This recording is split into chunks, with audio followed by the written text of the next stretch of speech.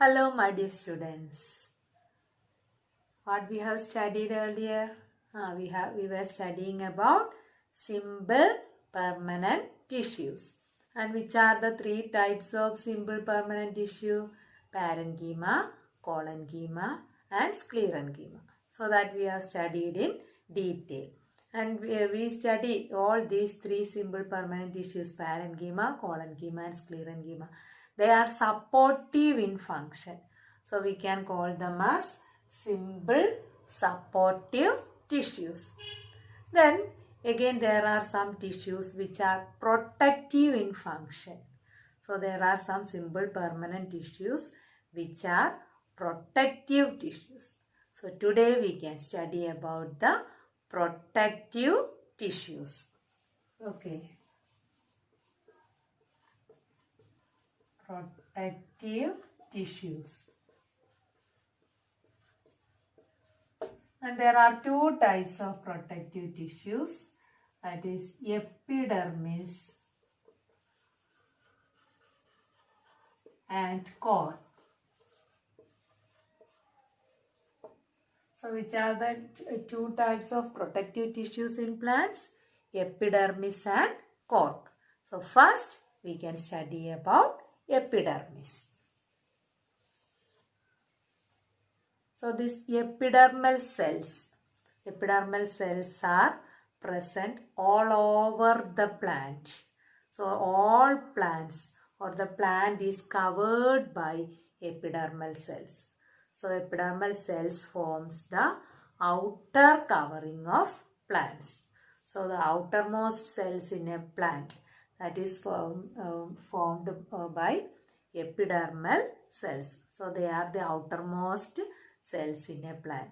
So in a leaf, the outermost cells are epidermal cells. In a stem, the outermost cells are epidermal cells. In a root, the outermost cells are epidermal cells. So what will be their function? They are the outermost cells. So they are covering the plant parts. And what is their function? Main function? They are giving protection to the plant parts. So one function is epidermal cells will protect the plant. Okay. So it protects the plant. So one function is protection. Then it prevents the loss of water from plant parts. So prevent the water loss. Then it will prevent the attack of insects. And also it prevents from mechanical injuries.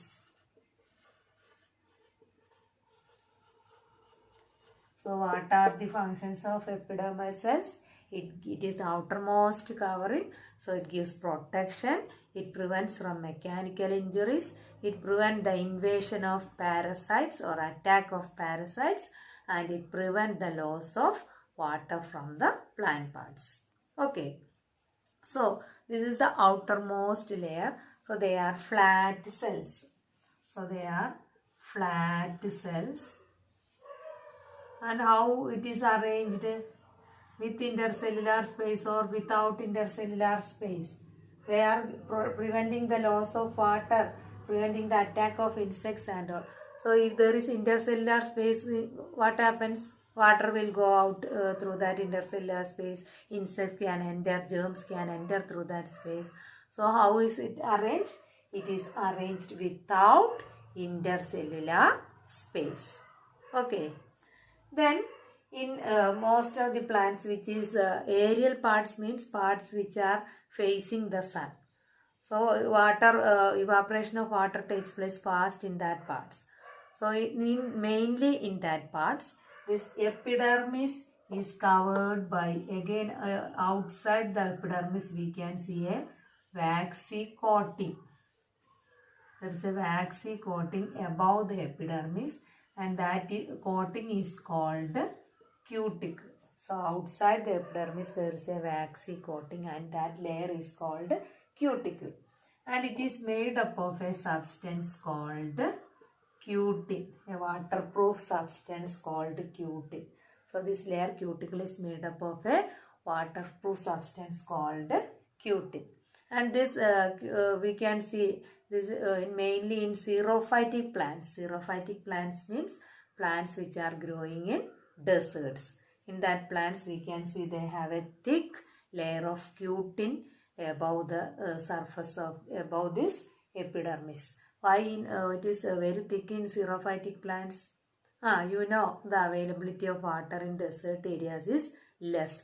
So if more water is evaporated from their body, there won't be enough water. They are storing water in the stem and all.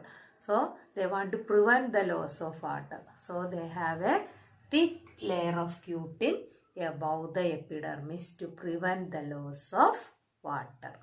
Okay. And again this epidermal cells we can see. This is the outermost part. So the outer wall and the side walls are more thicker.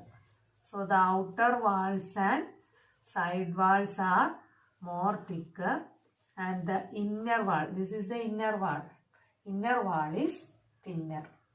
Okay. So when we look at a leaf, this is one side and this is other side of the leaf.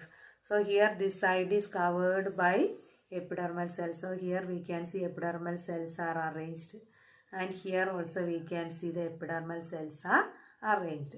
So when we peel one outer part from this, you can peel one part like this.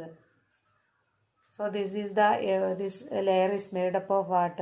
This layer is made up of epidermal cells. Okay. And what about the color? Colorless. That means chloroplast is absent in epidermal cells. So you can peel out the epidermal cells, and we can observe the epidermal cells through the microscope also. So you can peel out this like this, and the outermost layer is what? Epidermal cell, and this side is where we can see epidermal cell, and here also there are epidermal cells. Okay, now if we take a cross section of a leaf, longitudinal section means taking section longitudinally, cross section means cutting the leaf like this. So we should take it carefully. It should be a thin section. So if you take a cross section of a leaf like this, and if you observe it through microscope, we can see it is a thin strip. So when we look through microscope, we can see this outer surface. Above it is made up of epidermal cells, and bottom also it is made up of epidermal cells. Okay, so here if you cut like this one section, here this outer above you can see epidermal cell, bottom also you can see epidermal cells. And below here there are mesophyll cells, palisade tissues. So many cells are present inside this. Okay. Now we can study about epidermal cell. So if you take one leaf surface, it is made up of so many cells called epidermal cells. But in between these epidermal cells, we can see some holes on the surface of leaf. What is the name of that hole? Stomata. So we can see stomata or holes called stomata are present in between these epidermal cells.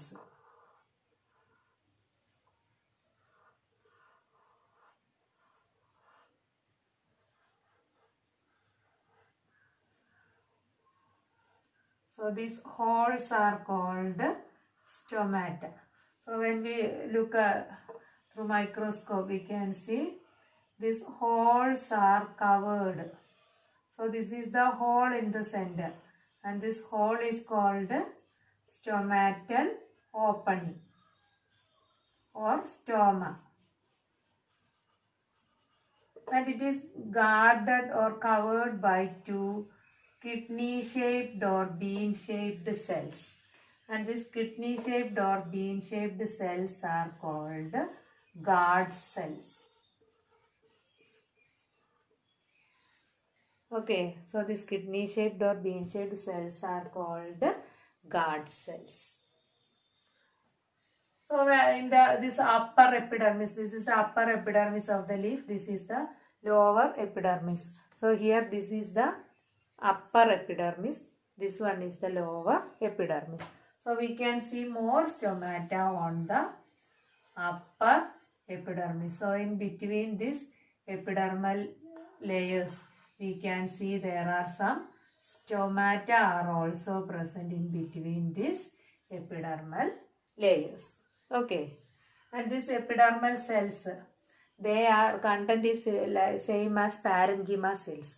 That means epidermal cells are living cells. They are flat living cells. The word epi means upon and derma means skin. Okay, so derma, our skin is the outermost layer of our body. So epi means upon, derma means skin. Now in leaves, we can see holes called stomata in between the epidermal cells. Some holes are there and these holes are called stomata, and this stomata is covered by another type of cell. This cell is called epidermal cell. Stomata is covered by another type of cell. And what's the name of that cell? That cells are called guard cells. And we can see in epidermal cells, when we peel it out, we saw it is colorless. That means in epidermal cells, chlorophyll is absent. But in this guard cells, chlorophyll is present in this guard cell. Okay. Then what is the function of this stomata? You have studied in lower classes. For photosynthesis, they want to take in carbon dioxide and they are giving out oxygen, and this is taking place through the stomata. So gaseous exchange is taking place through the stomata. So one function is gaseous exchange takes place through the stomata. So which are the gases that are exchanged? During daytime, photosynthesis is taking place. And for photosynthesis, plants need which gas? Carbon dioxide. So they will take in carbon dioxide through this hole called stomata. And during photosynthesis, which gas is formed as a waste? Oxygen is formed as a waste, and oxygen goes out through the hole called stomata. Okay. And what do these plants respire? We know all living things respire which gas? Oxygen. All living things give out which gas? Carbon dioxide. So respiration is taking place in plants during day and night. So they will take in or breathe in oxygen and breathe out carbon dioxide. So night only respiration. So they will take in oxygen and give out carbon dioxide. But during daytime there is photosynthesis also. So for photosynthesis they will take in carbon dioxide and give out oxygen.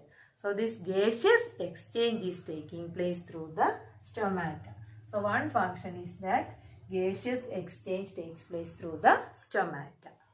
Then in lower classes you have studied the term transpiration or studied the process transpiration. So what is transpiration? What is transpiration? Transpiration is the process of removal of water in the form of water vapor through the leaves. So through the leaves means through which hole water is going as water vapor? Through the stomata. So water is going out as water vapor through the stomata, and that process is called transpiration. So second thing that is taking place in the stomata is transpiration. And during transpiration, what happens? Excess water in the plant is given out through the process of transpiration. Again, another function is that this transpiration will give a suction force. So it will pull the water upwards from the root to the top of the trees.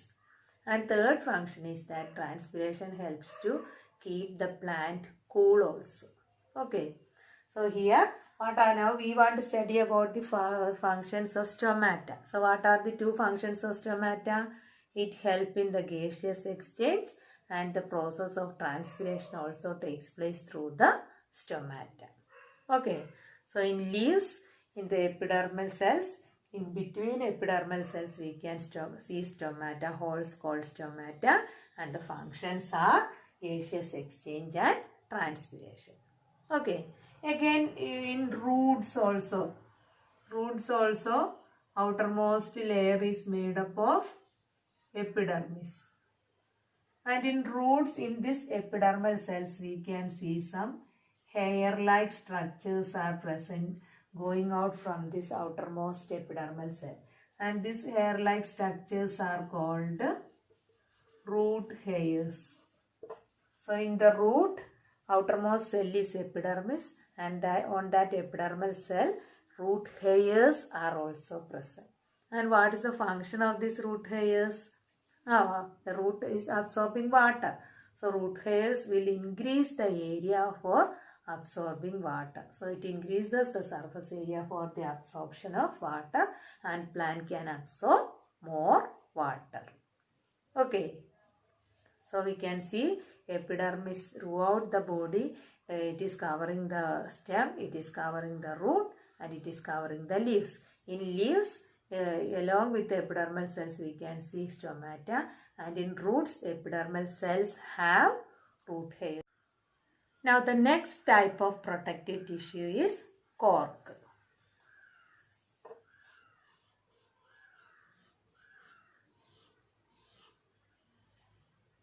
So if you take an old stem and take a young stem, and look at the outer layer of this old stem and young stem.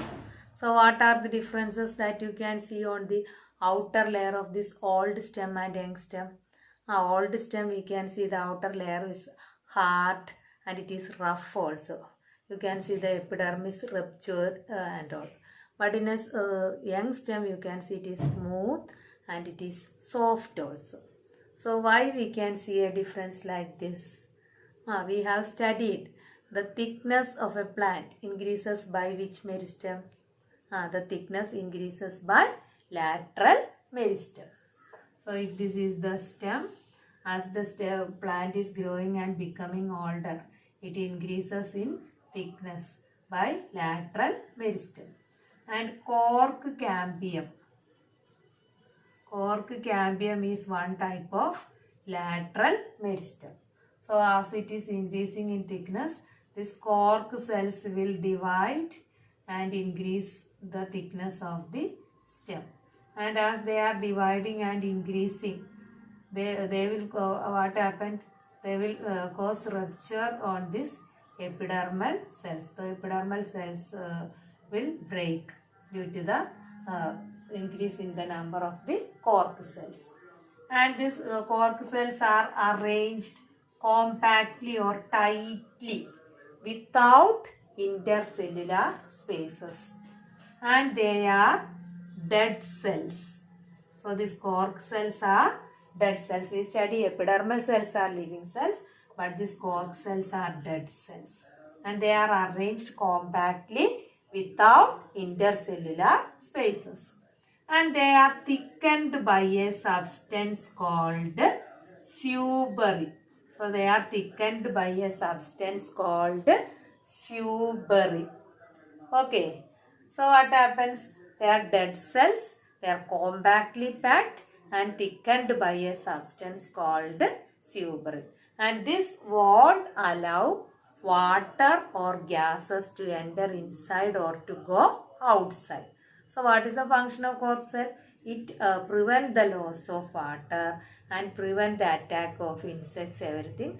So it gives protection to the plant, and also it will prevent the loss of water also. Okay. So which are the protective tissues? Epidermis and cork. So cork is present on the bark outside, and when there's this divide, epidermis will rupture, and we can see on all the branches, all the trunks and all rupture on the epidermis. It is replaced by the cork cambium. And what about the cork cells? They are dead cells. How it is arranged? They are compactly packed or tightly packed without intercellular space. And it is thickened by which substance? It is thickened by a substance called suberin, which won't allow gases and water to enter inside. So it gives protection and prevent the loss of water. Okay, we can see next video. Bye.